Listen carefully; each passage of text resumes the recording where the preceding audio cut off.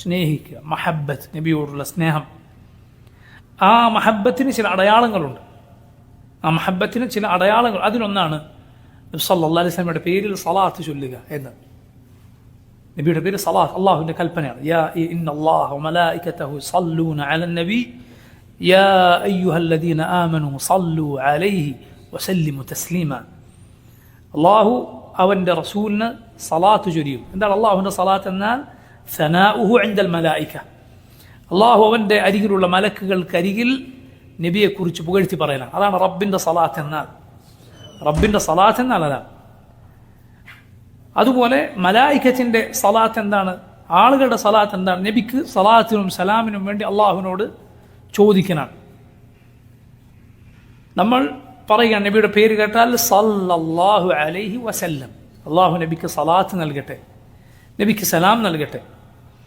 അതുപോലെ സലാത്തിന്റെ ഏറ്റവും ശ്രേഷ്ഠമായ പൂർണ്ണമായ രൂപമാണ് ഇബ്രാഹിമിയ സലാത്ത്. നമസ്കാരത്തിൽ തഹിയാത്തിൽ ചൊല്ലുന്ന സലാത്ത്. അല്ലാഹുമ്മ സല്ലി അലാ മുഹമ്മദിൻ വഅലാ ആലി മുഹമ്മദിൻ കമാ സല്ലൈത അലാ ഇബ്രാഹിം വഅലാ ആലി ഇബ്രാഹിം ഇന്നക ഹമീദും മജീദ്.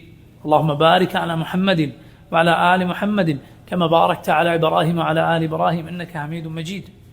അതിൻ്റെ തന്നെ ഒന്നിലധികം രൂപങ്ങൾ ഹദീസുകളിൽ വന്നിട്ടുണ്ട്.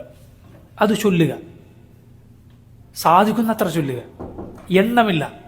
നബി സല്ലല്ലാഹു അലൈഹി വസല്ലം പഠിപ്പിച്ച സലാത്തുകൾ, ഇല്ലാത്ത സലാത്തുകളല്ല, ഹദീസുകളിൽ തെളിവില്ലാത്ത സലാത്തുകളല്ല.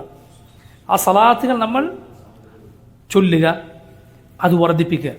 നബി സല്ലല്ലാഹു അലൈഹി വസല്ലം പറഞ്ഞത് കാണാം, ഔലൻ നാസി ബി യൗമൽ ഖിയാമ അക്സറുഹും അലയ്യ സലാത്തൻ. അന്ത്യനാളിൽ എന്നോട് ഏറ്റവും അടുത്ത സ്ഥാനം ലഭിക്കുക എൻ്റെ പേരിൽ ഏറ്റവും അധികം സലാത്ത് ചൊല്ലിയവർക്കാണ്.